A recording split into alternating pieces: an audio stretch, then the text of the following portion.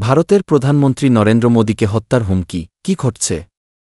ভারতের প্রধানমন্ত্রী নরেন্দ্র মোদীকে হত্যার হুমকির একটি ঘটনা সম্প্রতি প্রকাশ্যে এসেছে, যা দেশ ও আন্তর্জাতিক অঙ্গনে ব্যাপক আলোড়ন সৃষ্টি করেছে।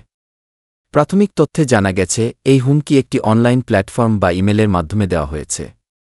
বিষয়টি প্রকাশ্যে আসার পরেই কেন্দ্রীয় গোয়েন্দা সংস্থাগুলো তদন্তে নেমেছে এবং সাইবার ক্রাইম বিশেষজ্ঞদের সহায়তায় হুমকিদাতাকে শনাক্ত করার কাজ চলছে। মোদি বর্তমানে এসপিজি-SPI নিরাপত্তায় রয়েছেন, যা বিশ্বের অন্যতম শক্তিশালী নিরাপত্তা ব্যবস্থা। তবে এই হুমকির পর তার নিরাপত্তা আরও কঠোর করা হয়েছে। প্রতিটি সরকারি সফর এবং জনসমাবেশে অতিরিক্ত নজরদারি এবং সতর্কতা গ্রহণ করা হচ্ছে। সরকার হুমকির উৎস শনাক্তে কোনো ধরনের ছাড় দিচ্ছে না। এই ঘটনা ভারতীয় রাজনীতিতেও বড় প্রভাব ফেলেছে। শাসকদল বিজেপি এই হুমকিকে শুধু প্রধানমন্ত্রী নয়, গোটা দেশের উপর আঘাত হিসেবে দেখছে। বিরোধী দলগুলোও এই ঘটনার তীব্র নিন্দা জানিয়েছে এবং প্রধানমন্ত্রীর নিরাপত্তা নিশ্চিত করতে সরকারকে সহযোগিতার আহ্বান জানিয়েছে।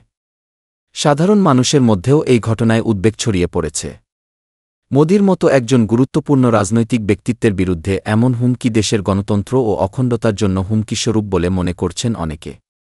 গোয়েন্দা সংস্থাগুলো এখনও নিশ্চিত নয় যে এটি দেশের অভ্যন্তরে পরিকল্পিত নাকি কোনো আন্তর্জাতিক ষড়যন্ত্র। তবে সম্ভাব্য সব দিক খতিয়ে দেখা হচ্ছে।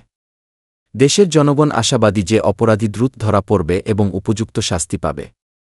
এই হুমকি শুধু প্রধানমন্ত্রীর নিরাপত্তা নয়, বরং দেশের সার্বভৌমত্ব ও নিরাপত্তার প্রতি হুমকি হিসেবে